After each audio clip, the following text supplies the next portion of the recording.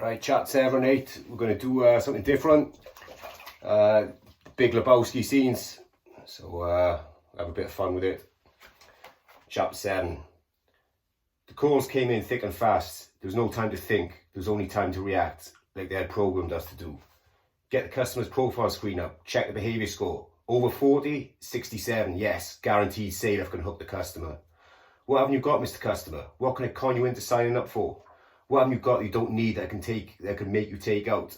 Credit card, good bonus points there, and an easy sale too.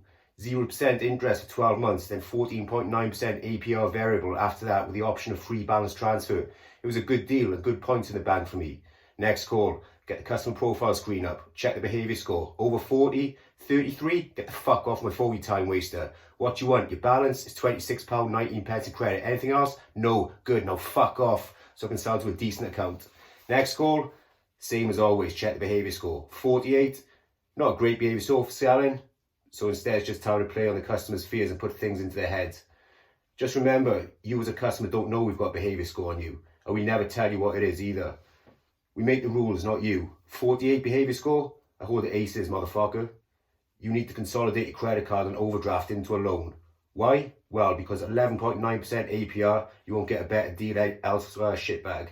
And by the way, Mr. Shitbag, if your behaviour score was 51, that rate would have been 8.9%. But I'm not going to tell you that, you sucker. You don't want the loan? That's okay, Mr. Shitbag. Let me tell you why you're going to take the loan. At the end of this call, your overdraft interest rate would increase from 3.1% to 5.1%. And your credit card will no longer qualify for the bonus 5.5% rate you've been enjoying for the last 2 years. Unfortunately, Mr. Shitbag, your credit card rate will now go up to 14%. And overall, your monthly payments will increase by approximately £109.73. If you get off the phone today without the loan, I've generously offered you... What's that, Mr. Shitbag? You now want the loan? Thank you. I just put you through to the loans department so they can fuck around with your head some more, tie you up to a good loan for the bank. Thank you, Mr. Shitbag. Yes, yes. Goodbye to you as well, Mr. Sucker. Next call.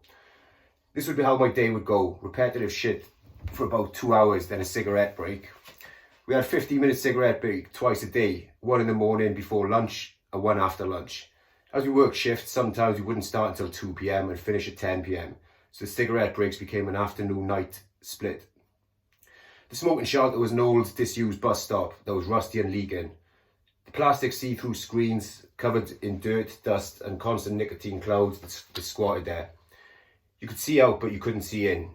During my 15 minutes, I was sucked down 2 pre-rolled cigs, using the burning ambers from the first to light the second cig to give me the hit I required to complete another 2 hours on the phone. The smoking shelter conversations deviated from politics to customers to managers being dicks to weekend drinking and shagging exploits. But in the smoking shelter, you always had to be aware of your surroundings. This is where the backstabbers lurked. Hanging on people's words like flies sniffing around some shit. Sometimes these motherfuckers didn't even smoke. They just came there as they knew that's where they got all the good information from. The good shit.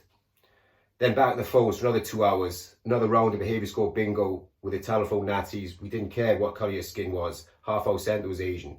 We just cared about the colour of your money and how much we could take off you, while also looking at the same time about how much debt we could tie you up to for the next 5 to 10 years.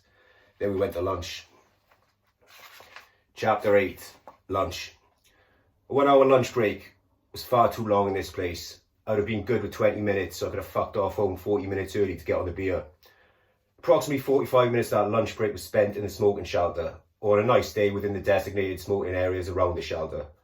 I'd buy an overpriced meal deal from the canteen and take it back to my desk, just as my lunch break was about to end. I put my headset back on and slowly eat my lunch before I started taking calls again, as I wasn't prepared to let eating interfere with my smoking lunch break. After 45 minutes straight in the smoking shelter, you were either buzzing or suicidal before you went back into your finishing shift. Sit down, go ready, take calls. Another afternoon of behaviour score bingo coming up.